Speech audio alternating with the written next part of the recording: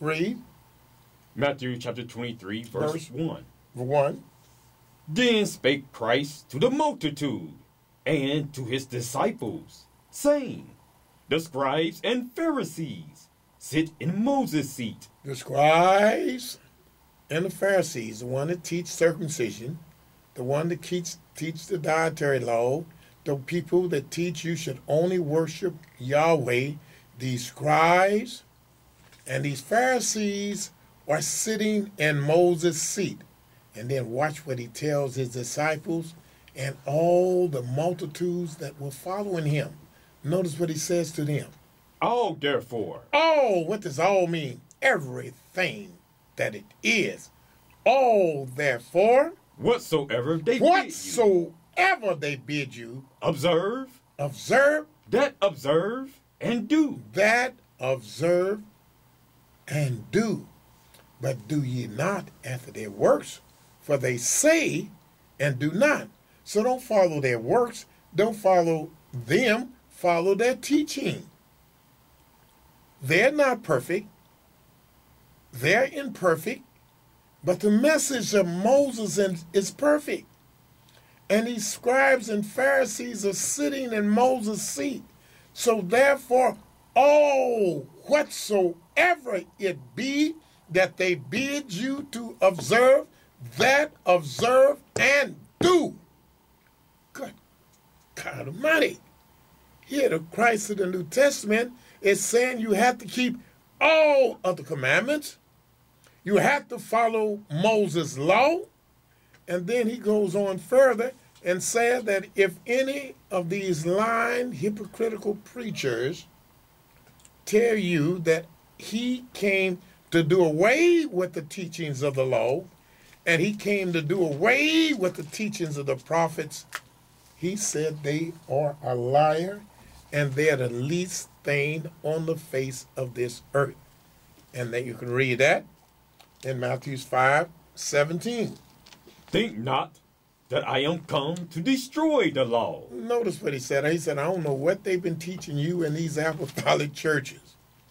I don't know what they're teaching you in these Pentecostal churches talking about the house of God. But don't even think that I have come to destroy circumcision or any other form of the law. Or the prophets. Or the teachings of the prophets. And all the prophets taught the law, the Sabbath day, and circumcision.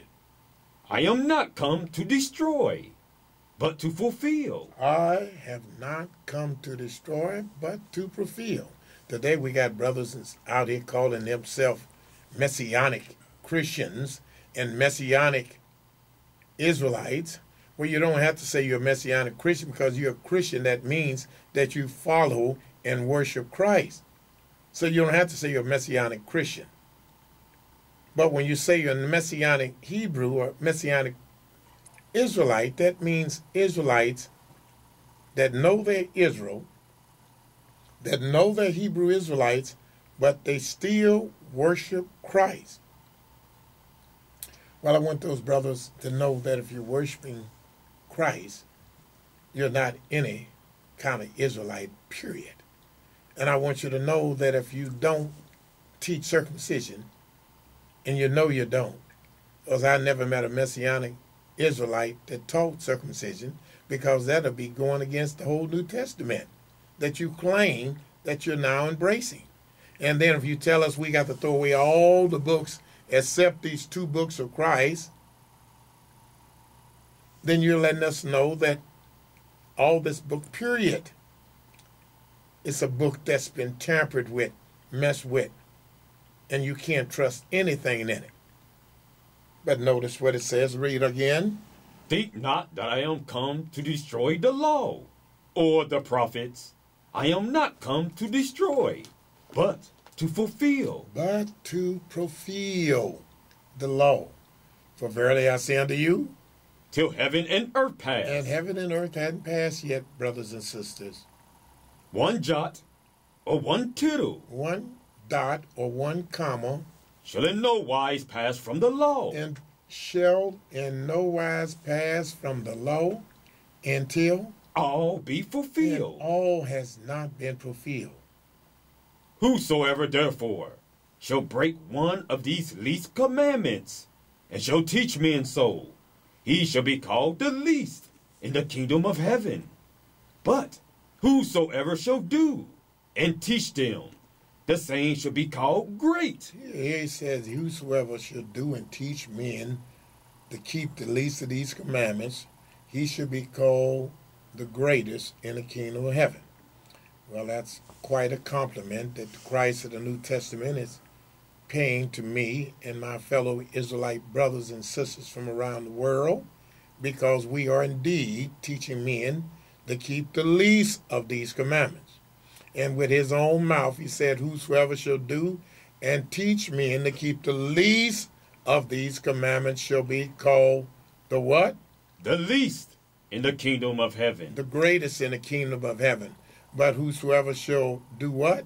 But whosoever shall break one of these least commandments. But one whosoever shall break one of these least commandments. And shall teach men so. And shall teach men to break some of these least commandments. He shall be called the least. So he called Paul the least. He called your bishops the least. He called your reverends the least.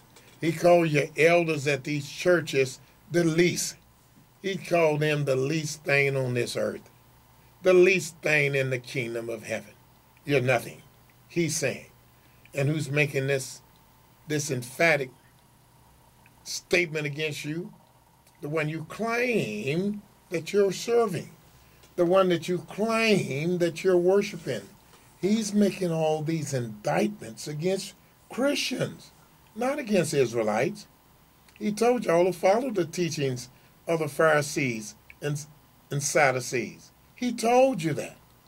He told you to follow his apostles, who are all Israelites, and that taught you must keep Yahweh's commandments. This is what he taught you.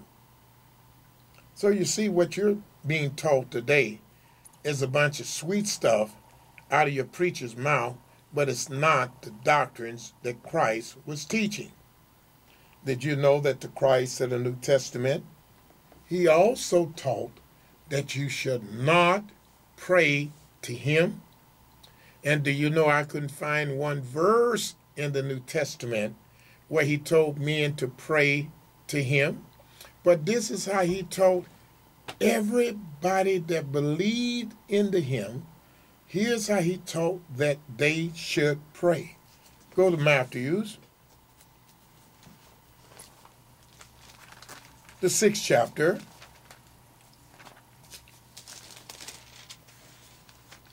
Matthew's the 6th chapter. And let's see how Christ taught his disciples to teach everyone to pray. And I want to see this. It's in Matthew's the 6th chapter. We're going to start reading at verse 6. But thou, when thou I want to start in the 5th verse. Because, no, I'm going to start at 1st verse, because right here he's talking about Christians like a dog. Right here he's talking about your bishop and your pastors. You say, where, Brother Elesha? Well, let's start reading at the 1st verse, 6th chapter. Take heed